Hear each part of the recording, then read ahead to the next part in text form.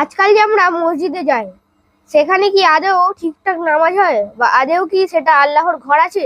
আপনাদের মতামত কমেন্টে জানাবেন। তো চলুন এই ভিডিওটা দেখুন, মেন বক্তব্যটা জানুন। বিশ্বাস করেন এখন ম্যাক্সিমাম মসজিদ, আমি এখানকার অবস্থা জানি না, আমি আমার লোকালিটির কথা বলছি, ম্যাক্সিমাম মসজিদ বাইতুল্লাহ থেকে এখন বাইতুল নাস হয়ে গেছে। বুঝতে পারেনি?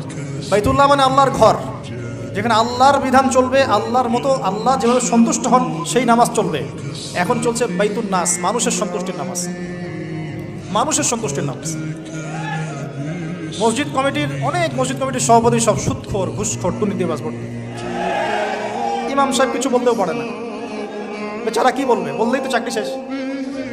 একদিন এক ইমাম সাহেবের সাথে গল্প হচ্ছিল, তিনি বলছেন যে আমি ভাই প্রথম দিন খুতবা দিয়েছি সুদের উপরে, তারপরে আমাকে সুন্দর করে রিমান্ডে নিয়ে নিল আর কি কমিটি। তারপরে তবার উপরে আমি আলোচনা করেছি, তবার উপরে আলোচনা। এগুলো কিন্তু বাস্তবতা।